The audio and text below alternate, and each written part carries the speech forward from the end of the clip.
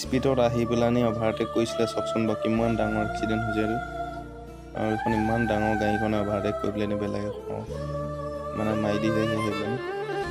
আৰু জানিব পৰা মতে ড্ৰাইভাৰজনে অকণমান তেওঁ মদ্যপান সেৱন কৰি আছিলে, সেইবাবে ইমান ডাঙৰ এটা এক্সিডেণ্ট হ'বলৈ পালে। আৰু এই ট্ৰাকখনত বগা ট্ৰাকখনত সোমাই থকা ড্ৰাইভাৰজন এতিয়াও সোমাই আছে, তেওঁ চেপা খাই পেলানি। চাওকচোন বাৰু এইজন ড্ৰাইভাৰজন চাওক কেনেকৈ সোমাই আছে। বহুত ডাঙৰ মানে ভয়ংকৰ এক্সিডেণ্ট। গতিকেলৈ আপোনালোক সকলোৱে সাৱধানে গাড়ী চলাওক। বিশেষকৈ ঠাণ্ডা ছিজনকেইটা মানে বহুত কুঁৱলী পৰি থাকে, সেইবাবে সকলোৱে লাহে লাহে গাড়ী চলাব। মানে সেইটোৱে এটা অনুৰোধ জনাব আপোনালোক সকলো অসমবাসী ৰাইজক।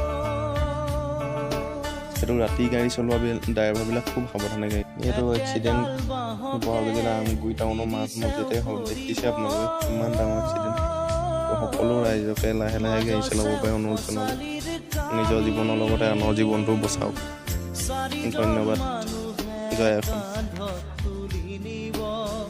চাৰিজন মানুহে কান্ধত তুলি নিব নৈৰ ঘাটলে বুলি মোৰ মনায়ো।